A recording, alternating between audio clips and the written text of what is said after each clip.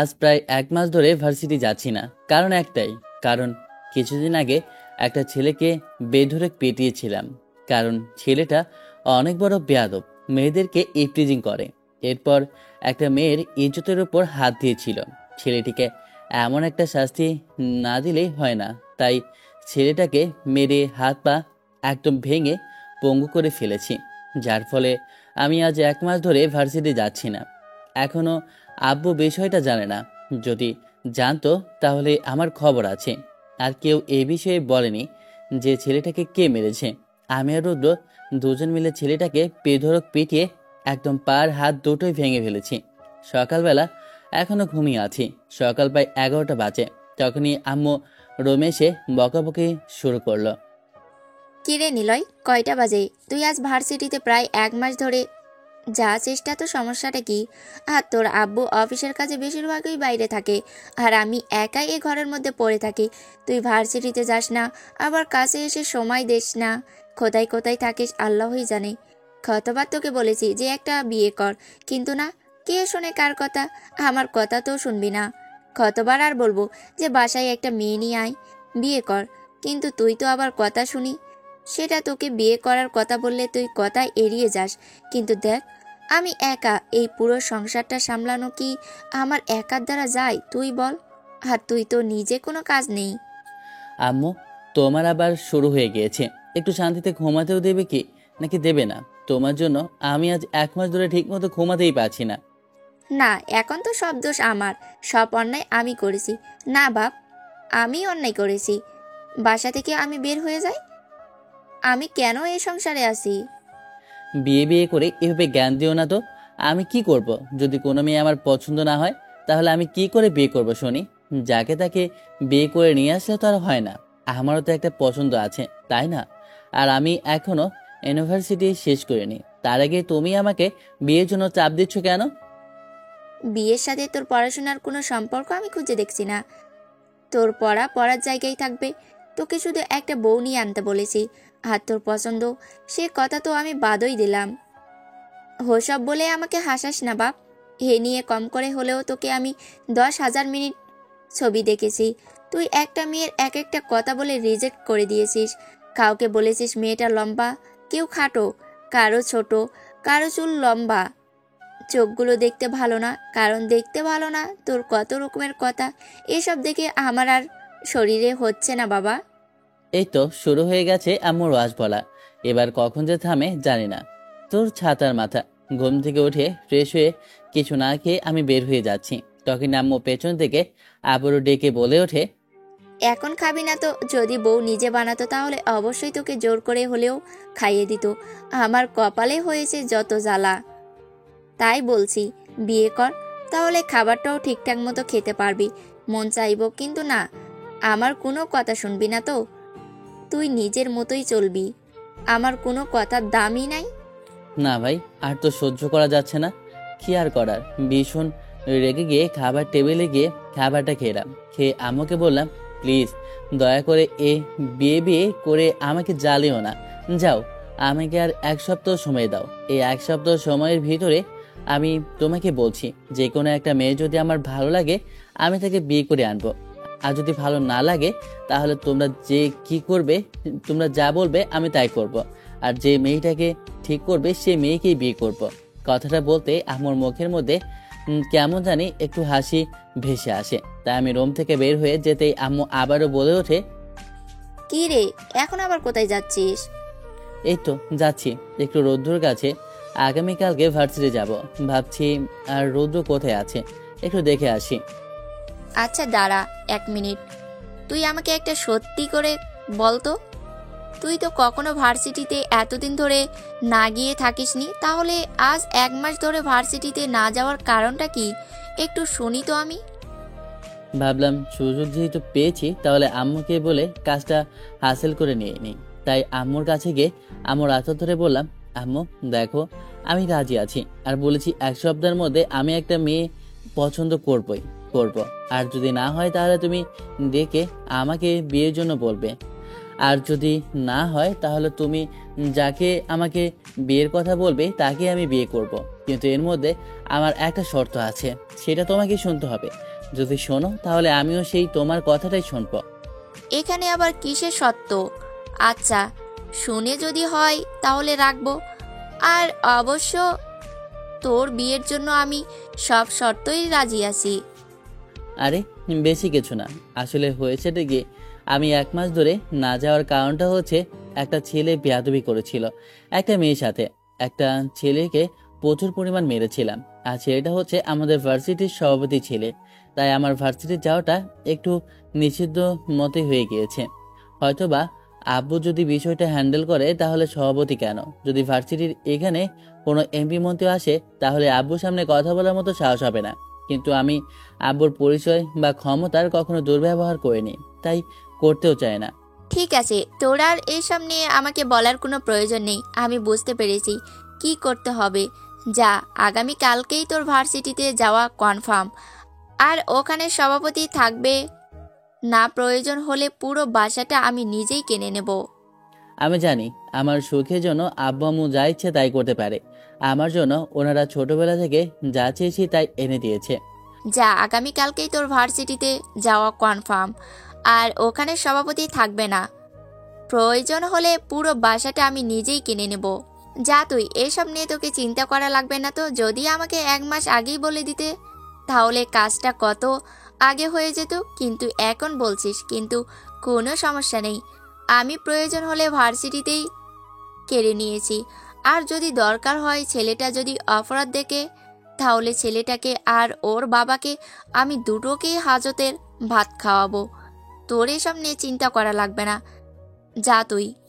আম্মুকে জড়িয়ে ধরে ধন্যবাদ বলে ওখান থেকে সোজা বাইকটা নিয়ে রৌদ্রের কাছে যাওয়ার উদ্দেশ্যে রওনা দিয়ে রুদ্রকে কল করতেই রুদ্র কলটা ধরে, কিরে বন্ধু ছিদ্রতালি, কোথায় আছিস? তোর তো কোনো খোঁজ খবর নেই। এখন তো দেখছি তুই ফাঁকা মতো ঘোরাফেরা করছিস। আমার তো কোনো খোঁজই নিচ্ছিস না তুই। তুই কি আমার বিয়ে করা বউ নাকি রে, যে সব সময় তোর খোঁজ খবর নেওয়া লাগবে? আরামজাদা কোথাকার, কই আছিস সেটা বল।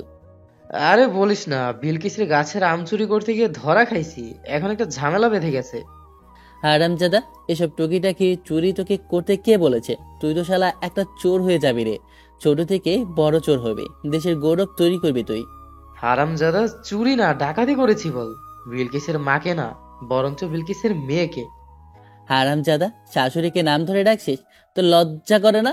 সাদিয়াকে কিন্তু আমি বিষয়টা বলে দেব যে তুই ওর আম্মুকে নাম ধরে ডাকছিস, তার উপর ওদের গাছের আমও চুরি করছিস। না বন্ধু, তোর টুনটুনির কসম লাগে, তুই কথাটা বলিস না। তুই যদি কথাটা বলিস তাহলে কিন্তু তোর টুনটুনি ছুঁইটা যাইব। বাই, এখনো বিয়েটা করতেও পারলাম না, আর তার আগে তুই আমাকে অভিশাপের পরে অভিশাপ দিচ্ছিস, আর পরে হলো গিয়ে কসম দুইটাই দিচ্ছি। তোর কিন্তু খবর আছে। 10 মিনিটের মধ্যে রুদ্রর কাছে চলে এসেছি, দেখি রৌদ্রশালা তো দেখছি বসে বসে চা গেলছে। বন্ধু আমার রসিয়া খাটের ওপর বসিয়া গো থাইয়া আমারে গান শিখাইছে। হারামজাদা, তোকে আজকে আমি পিছিয়ে পিছিয়ে একবার লাল করে ফেলবো। না বন্ধু না, এটা বলিস না, আমার কষ্ট হয়। আমার যে জীবনে বড় কষ্ট কষ্ট কষ্ট ছাড়া আমার জীবনে কিছু নেই। আমার সব দিক দিয়ে কষ্ট। খাইতে গেলে কষ্ট, শুইতে গেলেও কষ্ট। এই কষ্টগুলো নিয়ে কই যাই বল? শালা, তুই তো দেখি আনোয়ারকেও হার মানাবে। বন্ধু, জীবনে একটাই স্বপ্ন দেখি, যদি আমি জসিমের মতো ঠেলাগাড়ি নিয়ে বড়লোক হয়ে যেতাম, আর আলমগীরের মতো ছোটখাটো একটা ফ্যাক্টরি দিয়ে লাখপতি থেকে কোটিপতি হয়ে যেতাম। পড়ি আমার স্বপ্ন রে, আরো কি কি স্বপ্ন দেখি একটু শুনি তো আমি। আরে বন্ধু, বলিস না, আমার সাদিয়া যদি সাবানের মতো সেলাই মেশিনে কাজ জানতো তাহলে সাবানের মতো আমার সাদিয়াও কিন্তু কোটিপতি হয়ে যেত রে। হায় রে বন্ধু, তুই চাইলি সাবানা আর হলো সাদিয়া, কি যে কমু আমি তোরে নিয়া। বন্ধু, বিয়েটা কর আর তোর শালির সাথে একটু লাইন মারার চান্সটা আমারে কইরা দে। কি বলে তুই আমার শালের সাথে লাইন মারবি? ঠিক আছে, তাহলে আমি সাদিয়াকে বিষয়টা জানাচ্ছি, কারণ তুই নাকি আমার শালের সাথে লাইন মারবি। বন্ধু, ও প্লিজ বন্ধু, আমার ক্ষমা করে দে। আমার ভুল হয়েছে। বন্ধু, তুই যদি ক্ষমা না করিস তাহলে কিন্তু আমি আনোয়ারের মতো আমিনার মা বলে চিৎকার করে হার্ট অ্যাটাক করবো, আর গিয়ে সাদিয়ার বুকে গিয়ে পড়বো। সাদের মতো একটা মেয়েকে পেয়েছিস, এটাই তো তোর ভাগ্য। তুই যে কতটা মেয়ের সাথে রিলেশন করেছিস আর কত নদীর পানি খেয়েছিস আমি ভালোই জানি। না, তুই আমার বন্ধু হতে পারিস না। তুই আমার বন্ধু, তুই শত্রু। বন্ধু যখন শত্রু, বন্ধু শত্রু এখন হবে শুধু লড়াই। তুই আমার কোন কালের বন্ধু হতে পারিস না। আজকে তোর খবর আছে। তুই আমাকে উল্টাপাল্টা কথা বলছিস, এসব তুই তাহলে সাদিয়াকে বলিস। রোদু রেগে তেলে বেগুনে জ্বলে ওঠে আর আমার দিকে তেরে আমাকে মারার জন্য চলে আসে। তখন আমি ওকে থামিয়ে দিয়ে বলে উঠি, আরে মামা, থাম থাম, আমি একটা তোর জন্য ভালো খবর নিয়ে এসেছি, আর তুই নাকি আমাকে মারতে এসেছিস। তোর ভবিষ্যতের টুনটুনির কসম লাগে, যদি কথাটা আমার ভালো না লাগে তাহলে কিন্তু তোর বিচি বিক্রি করে আমি 2টা আইফোন কিনবো, আর 2টা। ভাই থাম থাম, তুই আমার সম্পদ নিয়ে আর টানাটানি করা লাগবে না। তুই আমার কিডনি নিয়ে যাস। কথাটা হচ্ছে কি, আম্মু রাজি হয়ে গেছে। কংগ্রাচুলেশন বন্ধু, অবশেষে তুই 2টো কিডনি বিক্রি করতে যাচ্ছিস তাহলে। আন্টি রাজি হয়ে গেছে তোকে কিডনিগুলো বিক্রি করার জন্য। তোর হালার পোহালা, আমি বলতেছি তোরে অন্য কথা। আর আমরা যে 1 মাস আগে ঝগড়া আর ঝামেলার মধ্যে ফেসেছিলাম, ওই ঝামেলাটা আম্মু মিটিয়ে দেবে বলেছে। সে কথাই তোকে জানানোর জন্য বলেছি। ধুর হালা, ভার্সিটিতে যাচ্ছি না এটাই তো সুখ শান্তি আর বিলাসিতা, সময়টা কেটে যাচ্ছে। আবার পড়াটা কি, আবার পড়াটা পিছে যাচ্ছে। এটাও ঠিক, ভার্সিটিতে যাওয়া লাগে। যাই হোক, সব মিলে মোটামুটি ভালো খবর দিয়েছিস। আচ্ছা যাই হোক, যা, বাকিটা ছেড়ে দিলাম। কিন্তু একটা সমস্যা হচ্ছে। আবার তোর কি সমস্যা? সমস্যাটাও সব আমার বাপের। তো তুই ভালো করেই জানিস আমার বাপে মাছ বিক্রি করে, আর ওই মাছ বিক্রেতার লোকটা কেমন তুই তো ভালোভাবে জানিস। সবার সাথে যেমন ঝাড়ি দিয়ে কথা বলে, আমার সাথেও ঠিক তেমন ভাবেই কথা বলে। আমি যদি আচ্ছা আমার সাথেও ঠিক তেমন ভাবেই কথা বলে। আমিও যদি চোখের দিকে তাকাই মনে হয় যেন মাছের গোল গোল চোখগুলো দাঁড় করে রেখেছে। শালা, তোর বাপকে শেষমেশ মাছ বিক্রেতা বানিয়ে দিলি। তোর আব্বু যদি শুনতে পারে তাহলে কিন্তু তোকে মেরে লটকিয়ে রাখবে। কি করব বল, আমি তো আমার বাপের সামনে গেলে আমার হাঁটু কাঁপে, আর দেখলে কলেজার পানি শুকিয়ে যায়, যেন কত বছর ধরে পানি খাই নাই। কি আর বলবো, আমি তোর সামনে কোনো কথাই বলতে পারি না। আচ্ছা যাই হোক, এখন চল দুজনে একটু হাঁটাহাঁটি করে আসি। হ্যাঁ ঠিক বলেছিস, বসে থাকলে আর ভালো লাগছে না। অনেকদিন তো বাড়িতে যাচ্ছি না। চল একটু বাইরে থেকে ঘুরে আসি। আগামীকালকে যেহেতু ভার্সিটিতে যাব, তাহলে একটু ঘুরে আসি। কথাটা বলে আমি আর রৌদ্র দুজনে একটু হাঁটতে বের হই। আমি আর রৌদ্র দুজনে ভাবলাম একটু মেইন রোডের দিকে গিয়ে ঘুরে আসি। ওখানে একটা আমাদের বসার ব্রেঞ্চ আছে। ওই ব্রেঞ্চটা আমরা দুজনে বানিয়েছিলাম, আর জায়গাটা আমার আব্বুর। ওখানের পরিবেশটা অনেক মুগ্ধকর, যে কারো ওখানে ভালো লাগবে। ওই জায়গার পরিবেশটা খুবই সুন্দর। আমি আর রৌদ্র দুজনে রাস্তা পার হচ্ছিলাম, তখনই আমার সাথে একটা মেয়ের ধাক্কা লাগে। মেয়েটার সঙ্গে সঙ্গে পড়ে যায়। আমি সোজা দাঁড়িয়ে রইলাম। আসলে হচ্ছে কি, আমার শরীরটা অনেকটা স্ট্রং, আর আমি লম্বায় 5 ফিট প্রায় 7 ইঞ্চি। জিম করার ফলে আমার শরীরে 6 প্যাক হয়ে আছে, তাই আমাকে কেউ সহজে ধাক্কা দিয়ে ফেলা তো দূরের কথা, লড়ারও সম্ভব না। আর মারামারি তো আপনারা ভালোই জানেন আমি কতটা ভয়ঙ্কর লেভেলের মারামারি করতে পারি। 10-12টা যদি আমার সামনে আসে, এগুলো আমার জন্য কিছুই না। একা হাতে সবাইকে মেরে ফেলতে পারি। আল্লাহ গো, রাস্তার মাঝখানে এই খাম্বাটা কে দাঁড় করিয়েছে? যে খাম্বার সাথে আমি ধাক্কা খেয়ে নিচে পড়ে গিয়েছি, মনে হয় আমার মাথাটা ফেটেই গেল। সোজা হয়ে দাঁড়িয়ে উপরের দিকে তাকাবে, দেখলাম একটা ছেলে দাঁড়িয়ে আছে। সেটা লম্বায় আমার থেকে কম করে হলেও 1 ফুট হবে। এই, আপনি কি কানা নাকি যে আমাকে ধাক্কা দিয়ে ফেলে দিয়েছেন?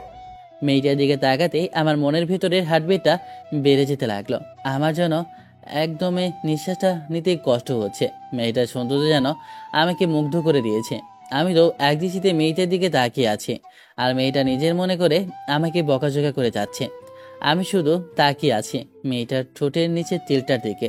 আমাকে এভাবে হাদারামের মতো মেয়েটার দিকে তাকিয়ে থাকতে দেখে মেয়েটা হাতে তড়ি বাজিয়ে বলে ওঠে, এই যে মিস্টার, আপনার সমস্যাটা কি? হ্যাঁ, আপনাকে সেই কখন থেকে বলছি যে আপনি কানা না হাবাগোবা নাকি?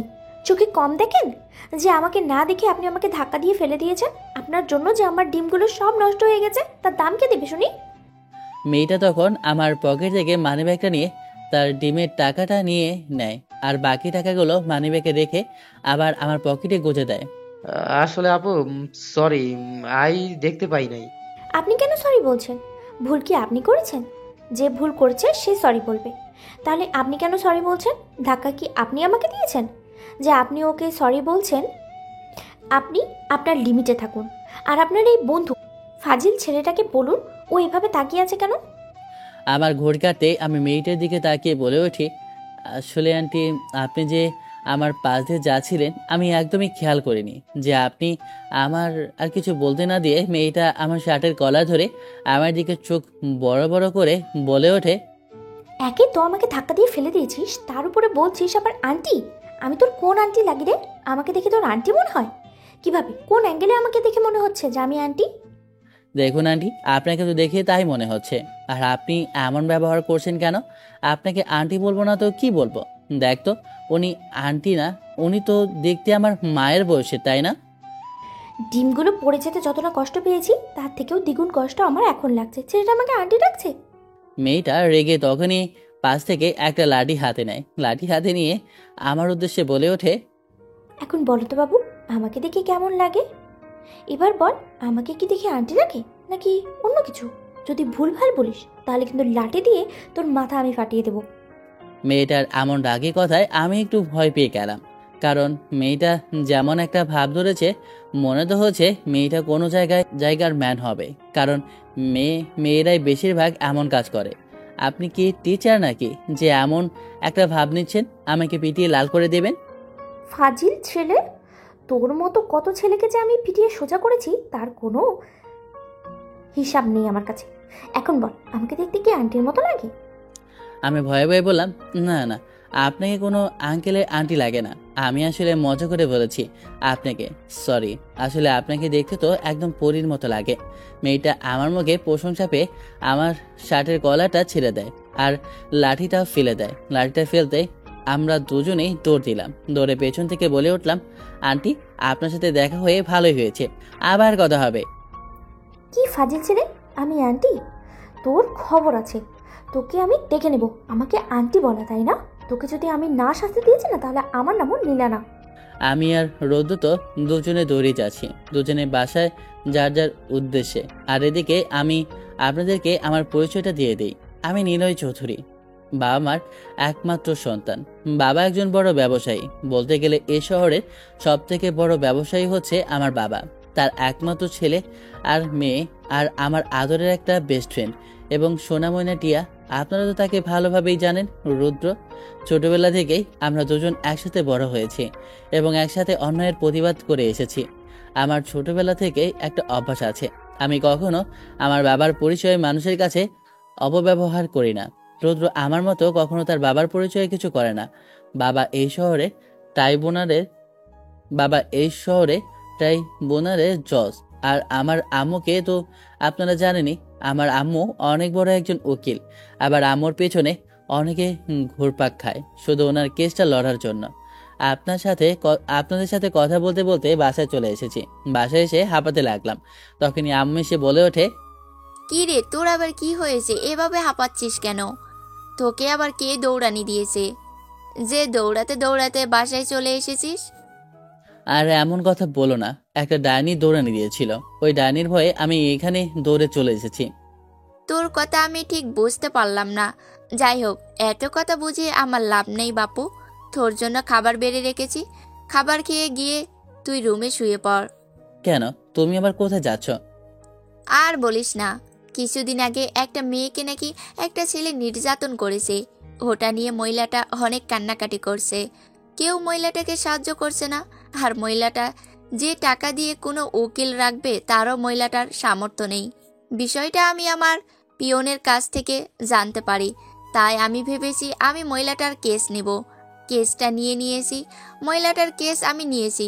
সেজন্য যে আমার অবজেক্ট পার্টি লড়বে সে ভয়ে আর মনে হয় না আদালতে আসবে, যে সে জানে কেসটা কে হ্যান্ড ওভার করছে। ঠিক আছে আম্মু, তাহলে তুমি সাবধানে যাও, কেসটা জয় করে ফিরে আসো। শুভ কামনা। আমি জানি আমার আম্মু কখনো কোনো কেস হারেনি। আম্মু সব সময় অন্যায়ের প্রতিবাদ করে এসেছে। আম্মু খাবারটা বেড়ে রেখেছে, তাই খাবারটা গিয়ে আমি রুমে গিয়ে বসে রইলাম। রুমে বসে বসে ফোন চালাচ্ছি, কারণ ঘুম আসে না।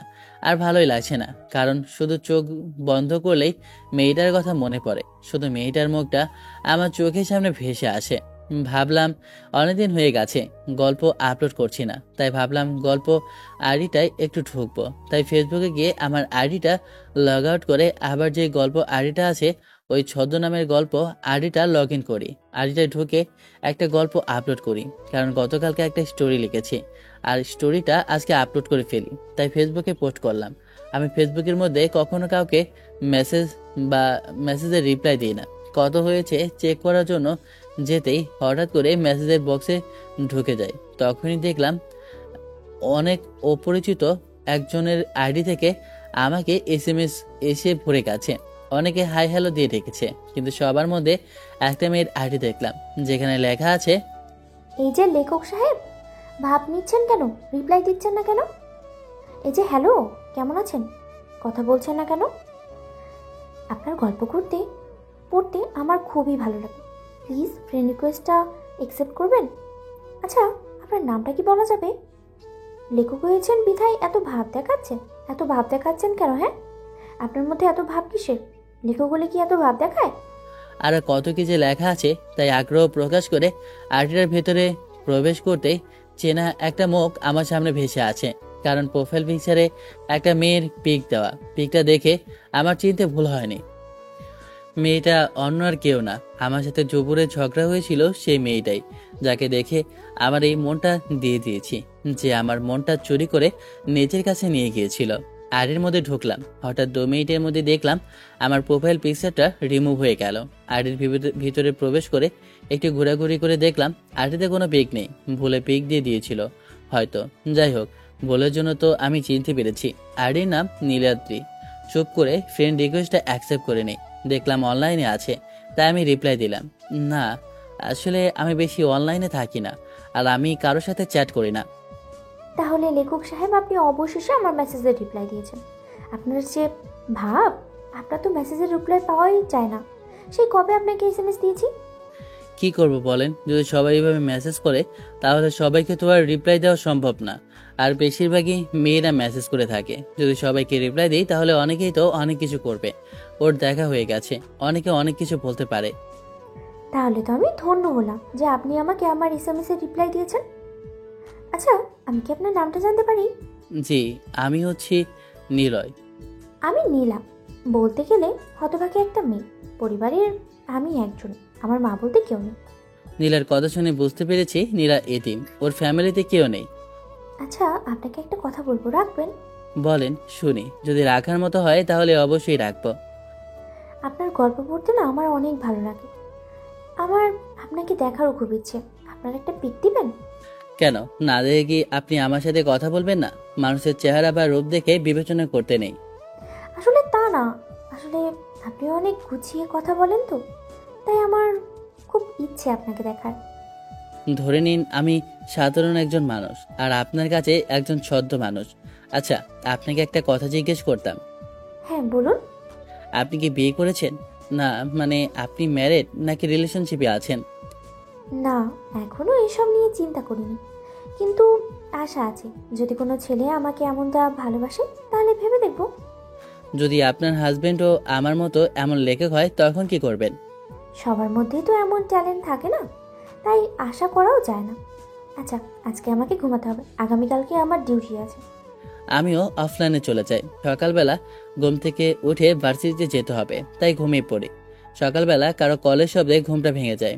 ঘুম ঘুম চোখে ফোনটা হাতে নিয়ে রিসিভ করি। ওই পাশ থেকে 10টা গালাগালি আসা শুরু হয়ে যায়। হারামজাদা, মরার মতো আর কত ঘুমাবি? বাড়িতে যাওয়ার সময় হয়ে গেছে। তোর এখনো কোনো খবর নেই? তাড়াতাড়ি আয়, আমি তোর বাড়ির সামনে দাঁড়িয়ে আছি আর বাইক নিয়ে এসেছি। তুই কই আছিস? আমার আম্মু তো আজকে বাসায় নাই রে, আর সেজন্য অ্যালার্মটাও আজকে আমার কানে বাজে নাই। তুই তো জানি আমার অ্যালার্ম হচ্ছে আমার আম্মু। আম্মুই আজকে বাসায় নেই, তাহলে কিভাবে ঘুম থেকে উঠবো বল? তুই ওয়েট কর, আমি 2 মিনিটের মধ্যে উঠে 5 মিনিটের মধ্যে চলে আসি।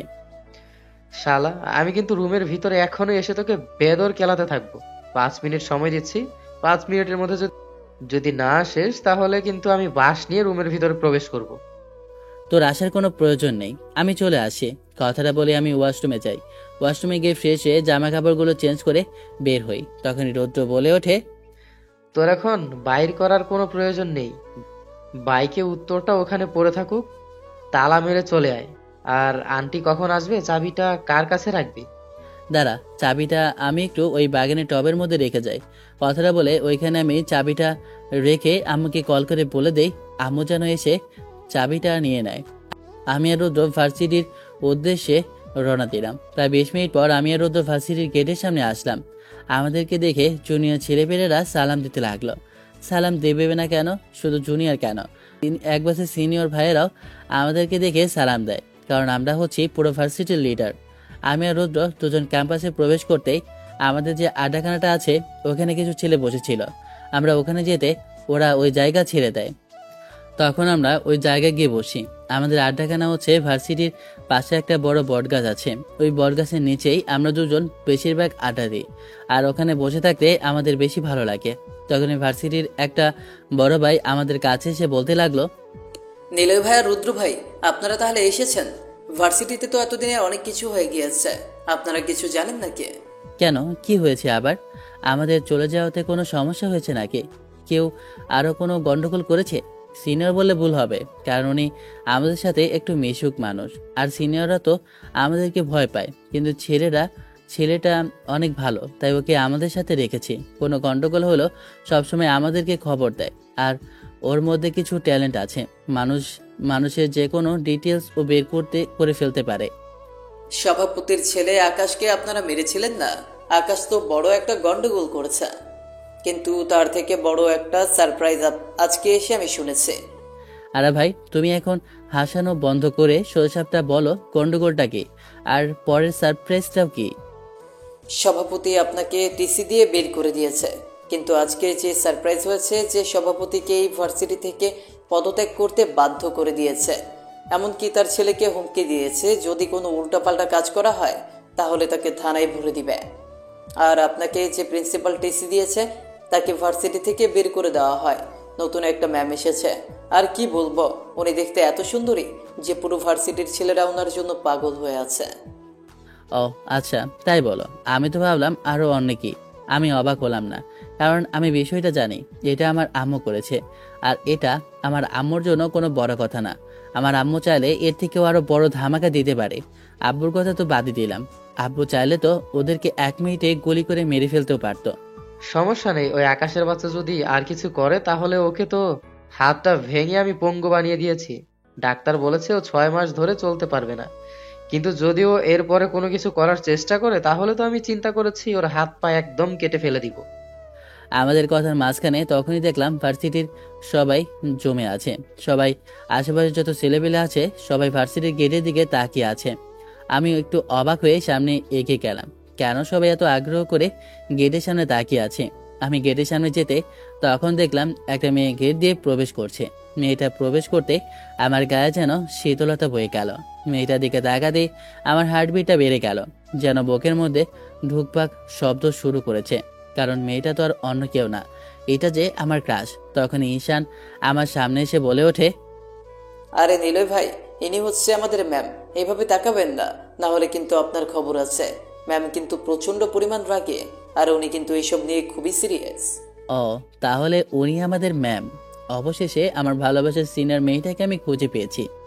তাহলে আজ থেকে উনি আমার সিনিয়র ফিউচার ওয়াইফ। ভাই, কিছু বলছেন নাকি? বিড়বিড় করে নিজের মনে কি বলে যাচ্ছেন কিছুই তো বুঝতে পারছি না। ভাই, তোমার বুঝে কাজ নাই, ক্লাসের সময় হয়ে গেছে, চলো আমরা ক্লাসে যাই। ভাই, তুমিও যাও তোমার ক্লাসে। কথাটা বলে আমি আর রুদ্র দুজনেই ক্লাসের দিকে চলে গেলাম। আমরা ক্লাসে এসে বসে রইলাম। এখনো ক্লাসে ম্যাম বা স্যার কেউ আসে না। কিছুক্ষণ পরে দেখলাম কেউ ক্লাসের ভিতরে প্রবেশ করছে। ভালো করে তাকাতে দেখলাম আর কেউ না, এটা নীলা। নীলা ক্লাসে প্রবেশ করতেই সবাইকে বলে ওঠে, আপনারা সবাই কেমন আছেন? নীলা ক্লাসে ঢোকার সাথে সাথে সবাই দাঁড়িয়ে ভালো আছে বলে এরপর সবাই বসে যায়। আমি নীলার দিকে একদিকে তাকিয়ে রইলাম, কারণ নীলা একটা শাড়ি পরে এসেছে আর নীলার পেটের একটা অংশ দেখা যাচ্ছে। আমি ওর পেটের দিকে তাকিয়ে রইলাম।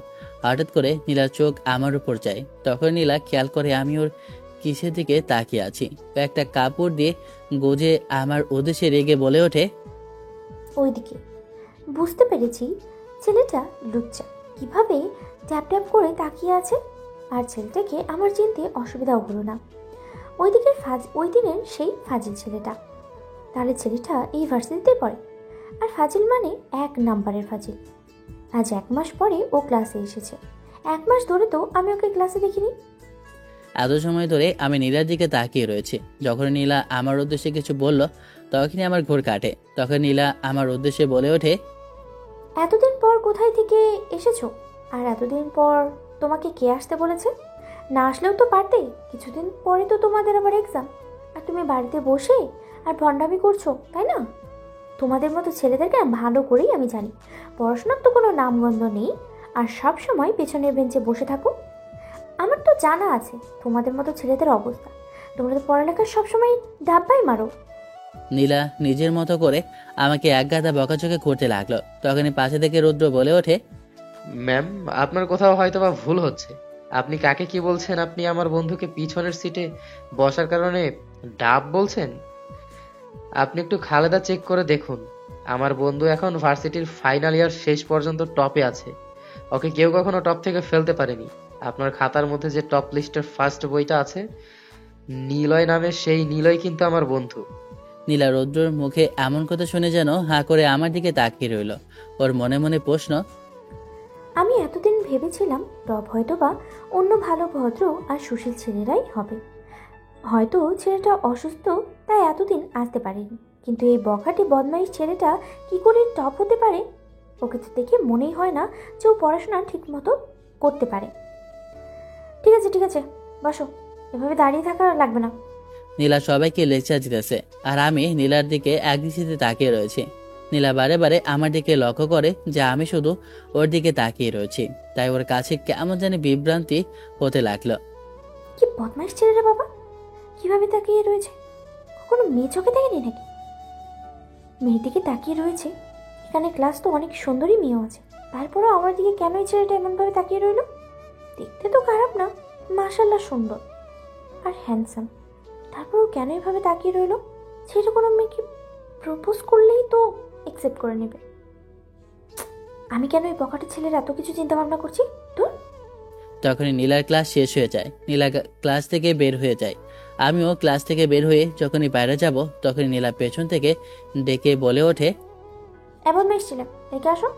আমি নীলার দিকে আসতে নীলা তখন রাগে চোখে আমার দিকে তাকিয়ে বলে ওঠে, সেদিন আমাকে আন্টি বলেছো, আর আজকে আমার দিকে এইভাবে করে তাকিয়ে রইলো কেন?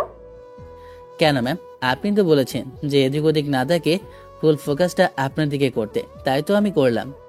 না, তুমি এখন থেকে আমার দিকে তাকাবে না। তুমি ওদিকে এদিকে যেদিকে ইচ্ছে সেদিকে তাকাবে। আমার দিকে তাকানোর কোনো প্রয়োজন নেই। তোমার ফোকাসের কোনো দরকার নেই। তুমি এমনিই সব কিছু পারো। আমি দেখেছি তোমার ব্যাকগ্রাউন্ডটা। না ম্যাম, আমার আরও জানতে হবে, তাই আমি আপনার দিকে তাকিয়ে থাকবো, আর আমি আপনার থেকে নজর ফেরাতে পারবো না। কি বলছো তুমি? কই ম্যাম, আমি তো কিছু বলিনি। কিন্তু ম্যাম, আমি কেন আপনার দিকে তাকাবো না সেটা তো বলবেন না। না, তুমি আমার দিকে তাকাবে না। তুমি আমার দিকে তাকালে আমার কেমন কেমন জানি ফিল হয়, কেমন জানি লাগে। আল্লাহ, কি বলে ফেলাম! জি জি। আচ্ছা, যাই হোক, এত কথা বলে কোনো কাজ নেই। এখন থেকে যাও, বাসায় গিয়ে ভাত খাও, ঘুমাও। নীলা একটু লজ্জা পেয়ে গেল আর ওখান থেকে দৌড়ে চলে গেল। আমি সবটাই বুঝতে পেরে না বোঝার ভান করে ওখান থেকে চলে আসলাম। বন্ধু, কাহিনীটা তো ঠিক বুঝতেছি না। তোর সাথে ম্যামের সাথে এমন সম্পর্কটা, আমার তো কিছুই বুঝতে পারছি না। বিষয়টা কি? বন্ধু, আমি তো প্রেমে পড়ে গেছি রে। রুদ্রকে বললাম বাইকটা বের করার জন্য। একটু পর বাইকটা বের করলো। এরপরে বাইকে উঠে রুদ্রকে সবকিছু খুলে বললাম। এর মধ্যে বাসায় চলে আসলাম। বাসায় আসতে আম্মু খাবার পেতে চায়। খাবার খেয়ে রুমে এসে শুয়ে পড়লাম, কারণ শরীরটা খুব ক্লান্ত লাগছে। বিকেলের দিকে ঘুম থেকে উঠে ফ্রেশ হয়ে ভাবলাম একটু হাঁটতে বের হব। তখনই ঈশান ভাইয়ের কল। ঈশানের কলটা ধরতেই ওপাশ থেকে ঈশান বলে ওঠে, নীলে ভাই, আমি কিন্তু নীলা ম্যামের সব গুন্ডামি বের করে ফেলেছি। ভাই, তোমার এই তোতলা তোতলা কথা মাঝে মাঝে আমাকে পাগল বানিয়ে ফেলবে। কি বের করেছো সোজা সাপটা আমাকে বলো।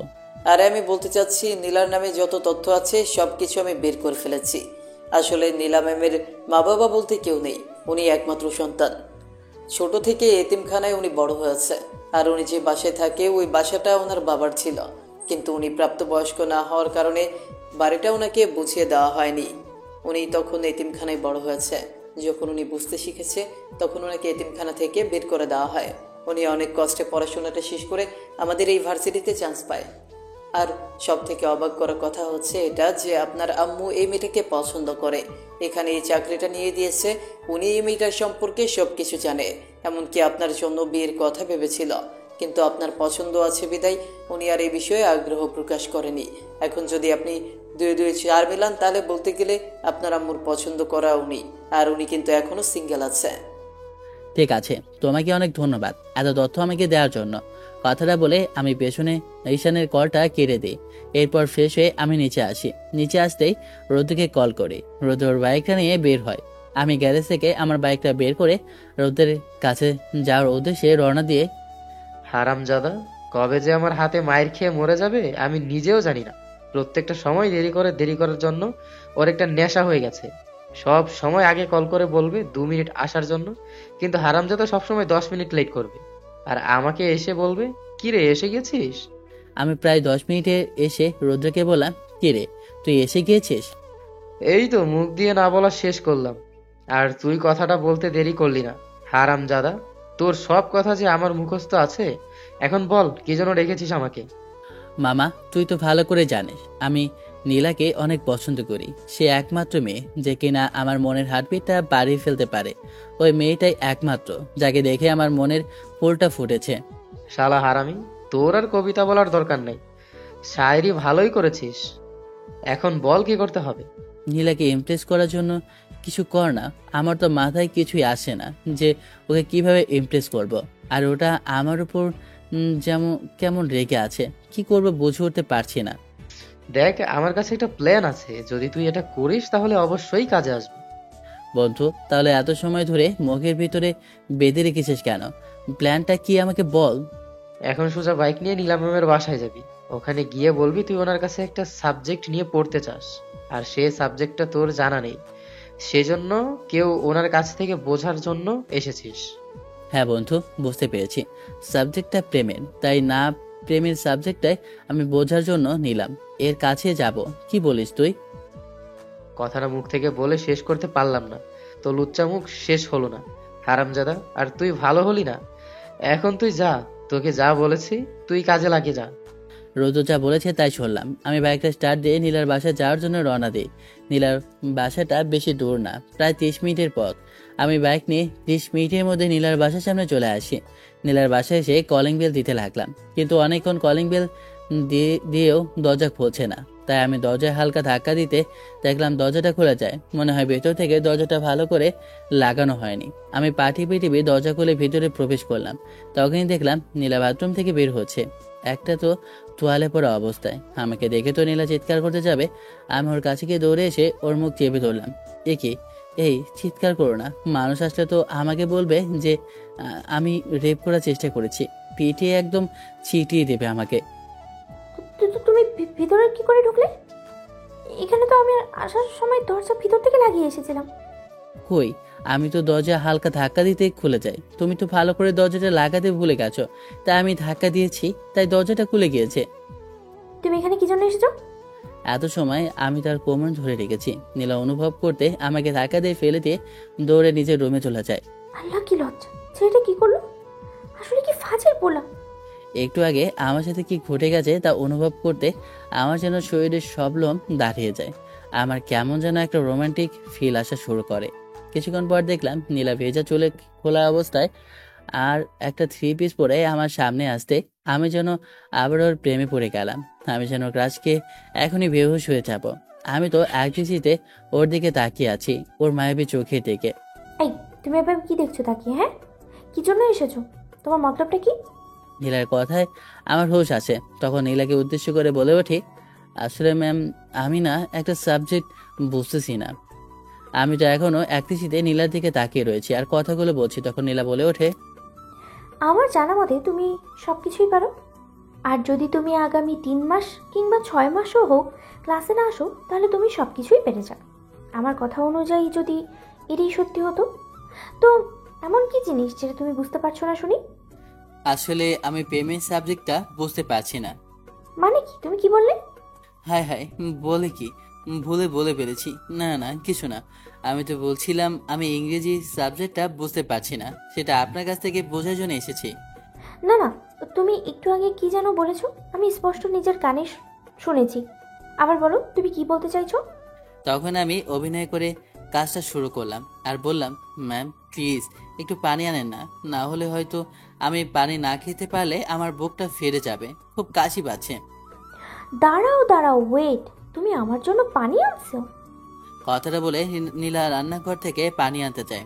পানি নিয়ে আসতে আমাকে দিয়ে যাবে, তখনই ও কেটের সাথে ধাক্কা লেগে পড়ে যেতে লাগলো আর গ্লাসটা নিচে পড়ে যায়।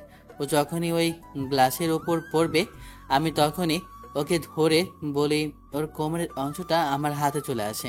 আমি তো ওর দিকে একদৃষ্টিতে তাকিয়ে রইলাম, নীলাও আমার দিকে একদৃষ্টিতে তাকিয়ে রইল। যখন নীলার হোশ ফিরে তখনই সে ঠিকঠাক হয়ে আমাকে বলে ওঠে, দেখো, তুমি আসার পর থেকে আমার শুধু কাজই বাড়াচ্ছ, এখন আবার গ্লাসটাও ভেঙে দিলে। কথাটা বলে ওই ভাঙা গ্লাসটা ও যখনই হাতে উঠে যাবে তখনই ওর হাতটা ওই ভাঙা গ্লাসে হাতটা কেটে যায়। তবে আমি নীলার হাতটা ধরে ফেলি আর রক্ত বন্ধ করার জন্য ওর কাটা অংশটা ধরে, কিন্তু রক্ত বন্ধ হচ্ছে না। তাই আমার শার্টটা খুলে সেটা আমি ওর যে কাটা অংশটা আছে ওখানে লাগিয়ে দিই। আর ওর রুম থেকে আমি খুঁজতে লাগলাম ওর ফার্স্ট এড বক্সটা কোথায় আছে, কিন্তু কোথাও খুঁজে পাচ্ছি না। তখন ওই ইশারায় কান্না করতে করতে বলে ওঠে, আমার হাত কেটে গেল রে। ইস, আমি এখন কি করব? খাবার খাবো কি করে? কে বলেছিল এখানে একা পণ্ডিতগিরি করে নিজে একা একা হাতে কাজগুলো ওঠানোর জন্য? একটা ময়লা জিনিস যে যেহেতু ওঠাতে পারতে। নীলা বাচ্চাদের মতো কান্না করতে লাগলো। আমি ফার্স্ট এড বক্সে এনে ওর হাতটা ব্যান্ডেজ করে দিলাম। আমি এখন খাবার খাবো কি করে? আল্লাহ, মেয়েটা যদি এভাবে কান্না করে তাহলে তো আশেপাশের লোকজন এসে যাবে, আর সে এসে তো আমাকে উল্টাপাল্টা বসবে আর আমাকে তো পিটিয়ে তক্তা বানিয়ে ফেলবে। হেই চুপ করো, হাত অল্প একটু কাটা গেছে, পুরোটাই তো হাত কাটা যায়নি, পুরোটাই তো এখনো সুস্থ আছে, তাহলে এমন কান্না করার কি আছে? তুমি আমাকে বকা দিচ্ছ, আমার খুব কান্না পাচ্ছে। আমার এমন কথা শুনে নীলা চুপ হয়ে যায়। আমি ওর রান্নাঘর থেকে খাবার এনে ওর সামনে নিয়ে আসি, এনে ওর মুখের সামনে ধরে বলি, নাও তুমি হা করো, আমি তোমাকে খাইয়ে দিচ্ছি।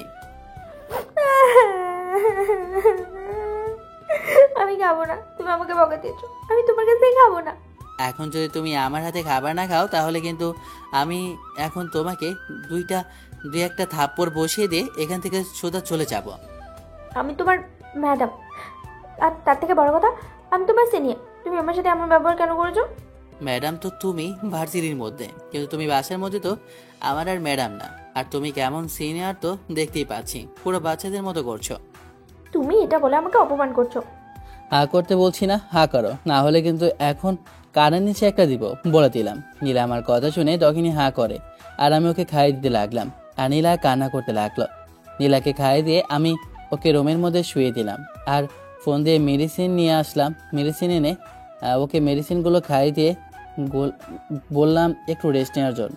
আর আমি ওর রুম থেকে বের হয়ে চলে যাই, কারণ বেশি সময় যদি একটা অবিবাহিত মেয়ের রুমে একটা ছেলে থাকে তাহলে অনেকে অনেক কিছু বলতে পারে। সেজন্য আমি রুম থেকে চলে যাই। বেশি সময় আর থাকেনি, আর বলে যাই রাতে এসে আমি ওকে খাবার খাইয়ে দেবো। আমি বাসায় আসতেই তখনই আব্বু আমাকে দেখে বলে ওঠে, নিলয়, আমি তোর আম্মুর কাছ থেকে যা শুনেছি তাকে সত্য নাকি তোদের ভার্সিটির যে আগের অর্ডার ছিল ওই ওনার কাছ থেকে নাকি তোর আম্মু ভার্সিটিটা কিনে নিয়েছে? কই, আমি তো কিছু জানি না, আম্মুই ভালো জানে, আমাকে তো এই বিষয়ে কিছু বলেনি। আমার সামনে অভিনয় করার প্রয়োজন নেই, আমি সব কিছুই জানি। আর হ্যাঁ, আমাদের বৌমা যেন তাড়াতাড়ি ঘরে আসে এটাই চাই। আব্বু ধরে নাও তোমাদের বৌমা হয়ে গেছে, আমার পছন্দ করে একটা মেয়ে আছে। কি বলিস? আগে বলবি না মেয়েটার বাসা কোথায়? তাহলে আমি এখনই গাড়ি বের করে মেয়েটার বাসায় যাচ্ছি আর তোর বিয়ের কথা এখনই পাকা করে আসছি। আরে তুমি তো দেখি পাগল হয়ে যাচ্ছ, আমি তো আগে ওকে পুরোপুরি আমার আয়ত্তে করে নিই, তারপর না হয় বাকিটা। আর ওর পরিবারে কেউ নেই, ওই এতিম। তাতে কি হয়েছে, আমরা আছি না। আমার আর আব্বুর মাঝে তখনই আম্মু কোথা থেকে এসে পেছন থেকে ডেকে বলে ওঠে, মেয়েটা কে রে?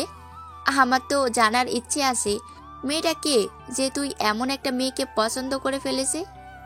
কারণ তোর তো মনের মধ্যে কোনো মেয়েকে পছন্দ হয় না। আমার তো জানার ইচ্ছে আছে যে আমার রাজপুত্র কোন এমন মেয়েকে পছন্দ করেছে।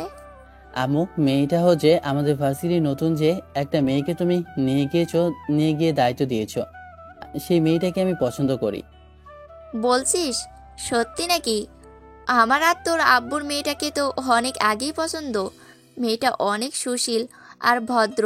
মেয়েটার মতো আর কখনো আমি এমন ভালো মানুষ খুঁজে দেখিনি। সত্যি মেয়েটা খুবই অপূর্ব আর দেখতে শুনতে অনেক ভালো। আমেনা, তুমি কার কথা বলছো? কোন মেয়ের কথা বলছো? মাথায় তো কিছুই ঢুকছে না। এমন কোনো মেয়ে যে মেয়েটাকে আমিও পছন্দ করেছি নিলয়ের জন্য? আরে তোমার মনে নেই একদিন যে আমরা হাঁটতে বের হয়েছিলাম, তখনই হঠাৎ করে আমার যে শ্বাসকষ্ট শুরু হয়েছিল, তখনই মেয়েটাই তো এসে আমাকে সাহায্য করেছিল। তখন তুমিও আমার কাছে এসে ওই সবটাই দেখেছো। আর তখনই মেয়েটা কিন্তু আমাকে ওই সময় হসপিটালে নিয়ে যায়। তো হ্যাঁ, এখন বুঝতে পেরেছি তুমি কোন মেয়ের কথা বলছো। আসলে মেয়েটার কথা বলার ধারণা আর চাল চরিত্র খুবই ভালো। মেয়েটার মতো এমন ভালো চরিত্রবান মেয়ে আমি আর দেখিনি। মেয়েটা যদি বাবা মা বেঁচে থাকতো তাহলে হয়তো বা মেয়েটাকে এত কষ্ট আর সহ্য করা লাগতো না। মেয়েটা অনেক কষ্টে নিজের পড়াশোনা শেষ করেছে। যাই হোক আব্বু, আম্মু তো নীলাকে পছন্দ করে, তাহলে তার কোনো কথাই নেই। তাই আমি ওপরে চলে গেলাম। ওপরে গিয়ে ভাবছি যে নীলা কি আমাকে পছন্দ করবে, ওকে আমাকে ভালোবাসবে, ও যদি আমাকে ফিরিয়ে দেয়? না, এটা কখনোই হতে পারে না। আমি নীলাকে ভালোবাসি, আর আমার ভালোবাসা দিয়ে আমি নীলাকে জয় করব। ভাবলাম ঈশানকে কল দিয়ে নীলার নাম্বারটা ম্যানেজ করি। ঈশানকে এর জন্য ফোন দিলাম। তাই যা বাবা তাই কাজ। ঈশানের কাছ থেকে নাম্বারটা জোগাড় করে নিয়ে এরপর আমি নীলাকে কল করি। 2-4টা কল দিলাম, হয়তো অপরিচিত নাম্বার বলে ফোনটা ধরেনি। আবার কল দিলাম, তখনই কলটা ধরে বিরক্ত স্বরে ওপাশ থেকে নীলা বলে ওঠে, এই যে আপনার সমস্যাটা কি? হ্যাঁ, আপনি আমাকে এত কল করছেন কেন? আপনি আমাকে চেনেন নাকি যে আপনি আমাকে এতগুলো কল করছেন? কেন, আমি কি আপনার অপরিচিত কেউ নাকি যে আমি আপনাকে কল করতে পারবো না? আমার 14 গোষ্ঠীর মধ্যেও আমি আপনার মতো কাউকে দেখিনি যে আমার আত্মীয়দের মধ্যেই পড়ে। আর এমন কোনো নাম্বার নেই যাকে আমি চিনি না। কেন, মানুষকে কখনো জন্মের পরে কাউকে চিনে নাকি? আগে তো মানুষের তার সাথে কথা বলে, তারপর পরিচয়, এরপরে একজন আরেকজনের কাছ থেকে আদান প্রদান করে। কি আদান প্রদান করে? এই যে মিস্টার, কি বলতে চান আপনি? কথাগুলা সেটাই আপনাকে বলছি আর কি। কি জন্য কল করেছেন আর কাকে চান সেটা বলুন। কল তো করেছি আপনাকে, আর চাই তো আপনার মন। ফাজলামো করেন? এত রাতে ফোন করে একটা মেয়েকে ডিস্টার্ব করেন? আপনার লজ্জা করে না? লজ্জা করবে কেন? আপনি কি আপনার বুকের মধ্যে আমাকে লুকিয়ে রেখেছেন নাকি? ভালোই তো রোমান্টিক কথা বলতে পারেন। নাম কি আপনার? বাসা কোথায়? আর কোথা থেকে বলছেন? আমি কিন্তু পুলিশকে খবর দেব।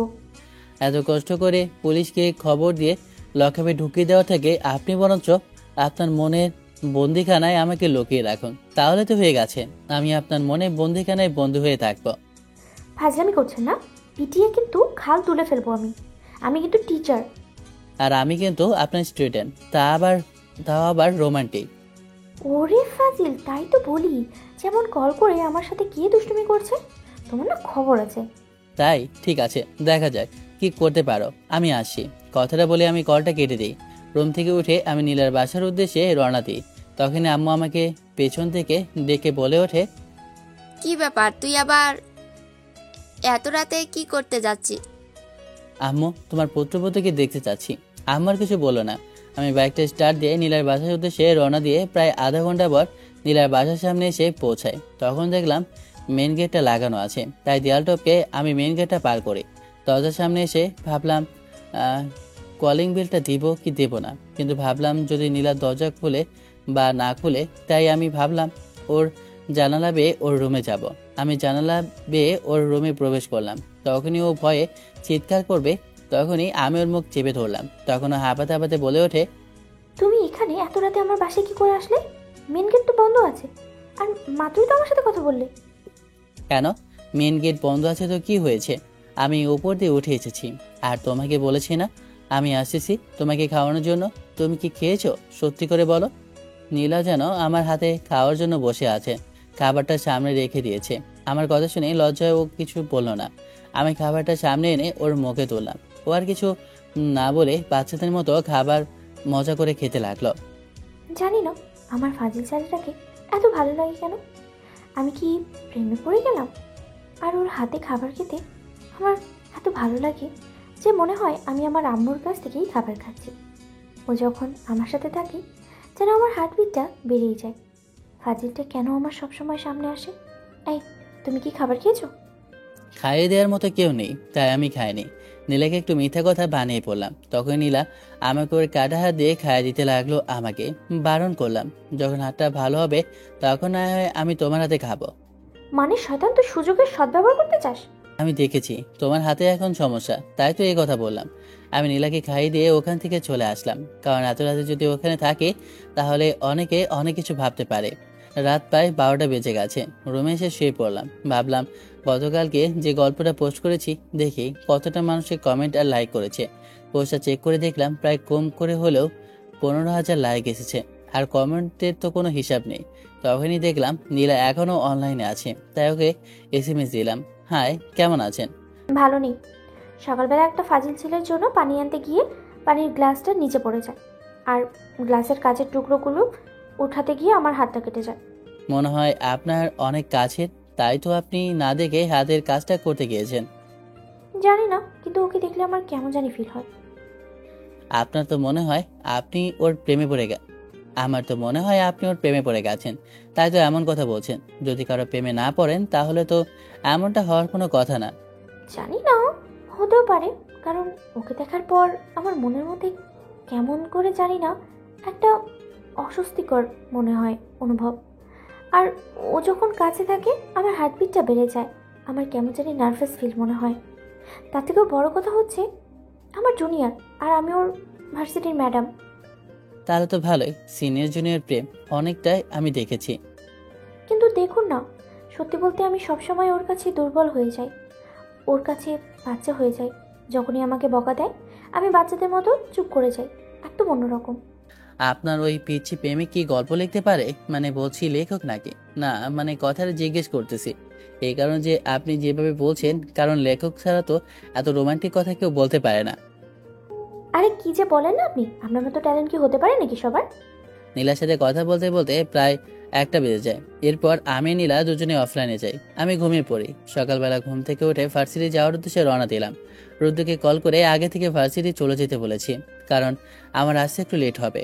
আমি বাইক নিয়ে নীলার বাসায় যাই। ওখানে গিয়ে দেখি বের হচ্ছে। তখনই আমাকে সামনে দেখে নীলা কিছু না বলে পাশ কাটিয়ে চলে যাবে।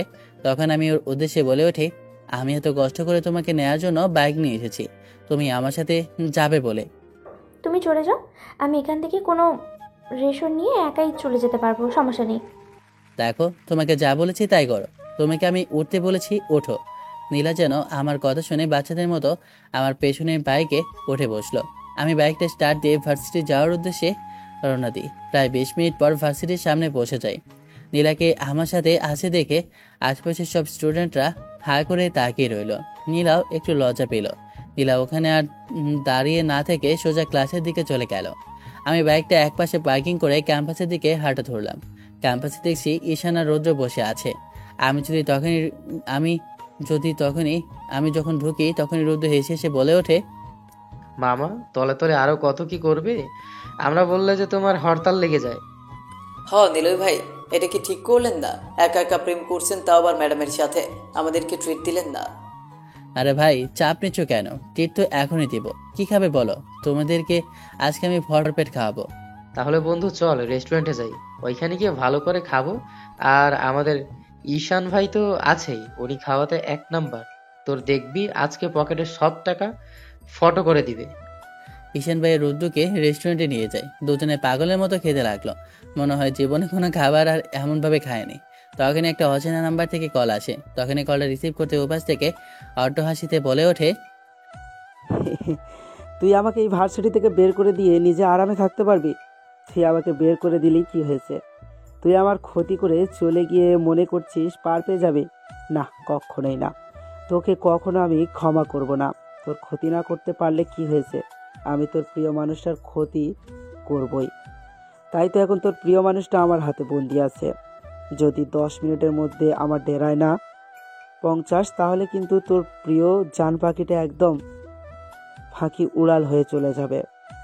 আকাশ, তোকে আমি ছাড়বো না।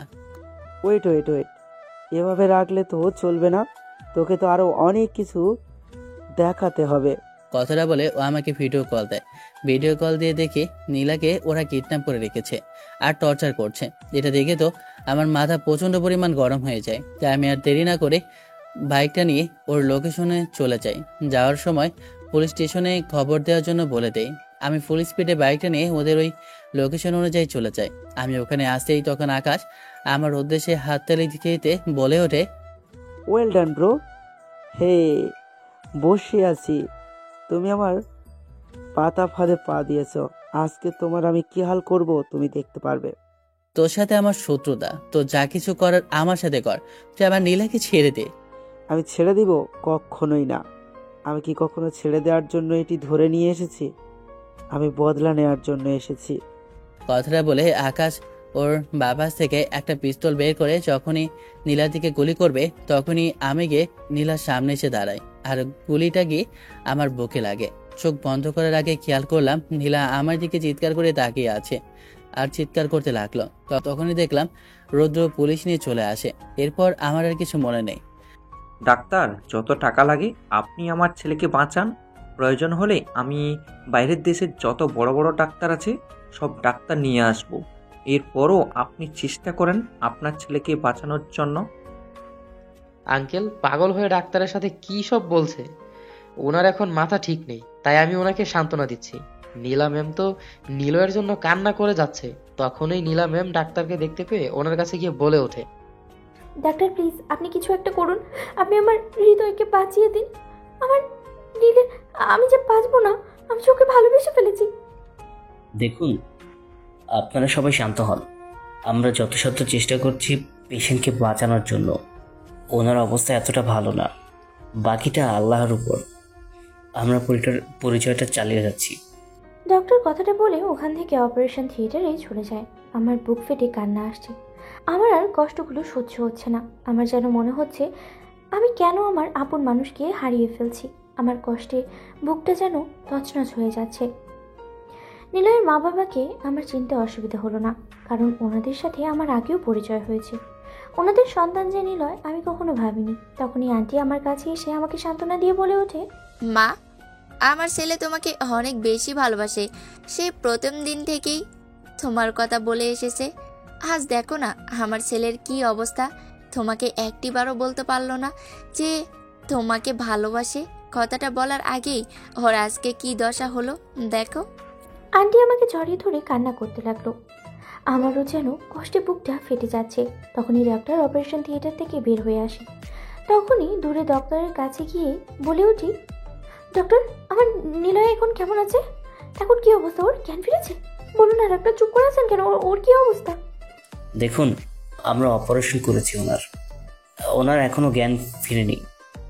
4 ঘন্টা পরে ওনার জ্ঞান না ফিরে তাহলে আমাদের আর কিছু করার নেই, বাকিটা আল্লাহর উপর।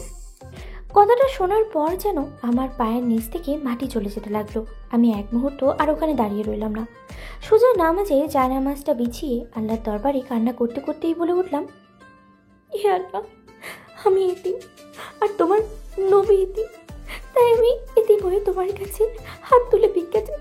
তুমি আমার ভালোবাসার মানুষটাকে জীবনটা ভিক্ষা দাও। জীবনে প্রথম আমি কাউকে নিজের করে ভালোবেসেছি। আজকে যদি তোকে আমি হারিয়ে ফেলি তাহলে আমি কোনোভাবেই নিজেকে বাঁচিয়ে রাখতে পারবো না, কোনোভাবেই। এইসব বলতে বলতে কান্না করতে করতে আমি বিছানার মধ্যেই ঘুমিয়ে যাই। তখনই পেছন থেকে কারোর ডাক আসে, ম্যাম নীলয়ের হুঁশ এসেছে, আপনি তাড়াতাড়ি হসপিটালে আসুন, আপনাকে কেবিনে রাখছে। কথাটা শুনে আমি দৌড়ে কেবিনের দিকে যেতে লাগলাম। আমার জ্ঞান ফিরতে নিজেকে হসপিটালে আবিষ্কার করলাম। মনে হয় রৌদ্রসহ আমাকে হসপিটালে নিয়ে এসেছে।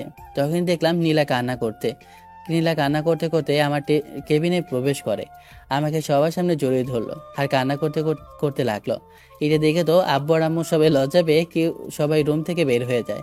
তখন আমি নীলাকে ধরে বলে উঠি, এই পাগলি, কান্না করছে কেন? দেখো আমি একদম ঠিক আছি, আমার কিছুই হয়নি। আমাকে বলো, তুমি আর কখনো এমনটা করবে না। আমাকে বাচ্চা দেখে তুমি কখনো নিজেকে বিপদের মুখে ফেলবে না। তুমি জানো না আমি তোমাকে কতটা ভালোবাসি। তোমাকে ছাড়া যে আমি বাঁচতে পারবো না, তোমাকে ছাড়া যে আমি কখনো ভাবতেও পারি না। আরে আমি যে তোমাকে অনেক বেশি ভালোবাসি সেটা তুমি জানো না? তোমার কিছু হলে আমি কিভাবে বাঁচবো বলো? তাই তো আমি ওখানে আগেই চলে এসেছি। নীলা তো কান্না করেই যাচ্ছে। তখন আমি নীলাকে শান্ত করার জন্য বলে উঠলাম, তুমি যদি এখন কান্না না থামাও তাহলে কিন্তু আমি এখন অন্য মেয়েকে বিয়ে করে ফেলবো। কি বললি শয়তান তুই? তুই অন্য মেয়েকে বিয়ে করবি? তবে রে, আজকে তোর হচ্ছে। আজকে তোকে মেরেই ফেলবো। আমি নিজে হাতেই তোকে মারবো। নীলা কথাটা বলে আমাকে কিলঘুষি মারতে লাগলো। তখনই আমার আব্বু আর আম্মু দুজনে রুমে প্রবেশ করে রুমে এসে আব্বু বলে ওঠে, মিলে যেহেতু এখন মোটামুটি ঠিক আছে, তাহলে যখন ডাক্তার নিজেকে রিলিজ দিয়ে দিবে, এরপরে আমরা নীলা আর নিলয়ের বিয়েটা সম্পূর্ণ করে দিব। কি বলো তুমি? আমিও তো তাই ভাবছি যে ওদের আর পাগলামো আমার আর দেখতে ভালো লাগছে না। আমার এখন নাতিনের দরকার। আব্বু আম্মু কথা শুনে তো নীলা লজ্জায় মুখটা লুকিয়ে রাখলো।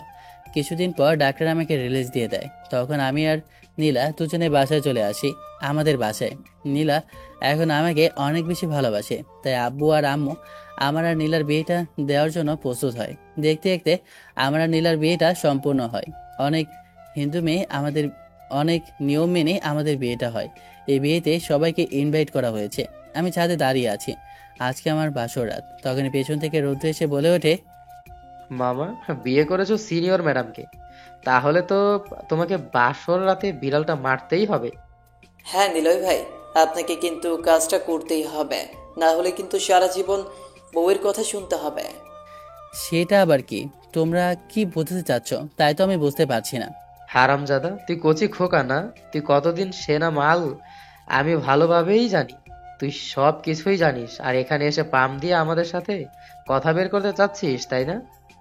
হারামজাদা, আমি কি তোর মতো বুঝদার নাকি যে আমি সবকিছু আগে থেকে জানবো? তুই তো প্লে বয়, তুই তো সবকিছু জানিস। আর তোর গোডাউনে কত যে মেয়ে আছে আল্লাহ জানে। শালা, তুই কি সবকিছুই ফ্রান্সের করে দিবি? চুপ থাক, তোকে এখন যা বলছি তাই কর। তোকে এখন বাসর রাতে বিড়াল মারতে হবে, এটাই শেষ কথা। শালা, কিন্তু আমি বিড়াল পাবো কোথায় যে মারতে যাব? ওটা তোর খোঁজা লাগবে না, ওটা তোকে ভাবেই খুঁজে দিবে। তুই এখন বাসর রাতে ঘরে যা। রুদ্র আর ঈশান দুজনে আমাকে ঠেলে আমার রুমে ঢুকিয়ে দিল। রুমে প্রবেশ করতে বুকের দুগবুকানিটা বেড়ে গেল। খাটের ওপর নীলা বেনারসির সাজে বসে আছে। আমি সামনে যেতে নীলা আমার পা ধরে সালাম করলো। তখন আমি নীলার উদ্দেশ্যে বললাম, ওই বাসুরাতে নাকি বিড়াল মারে? ওমা, তুমি বিড়াল মারবা? এত শখ? হ্যাঁ, খুব ইচ্ছে আমার বিড়াল মারার। তাই, ঠিক আছে, আমি শিখিয়ে দেব তোমাকে বিড়াল কিভাবে মারতে হয়। ও, কি এই শোনো না গো, বলো?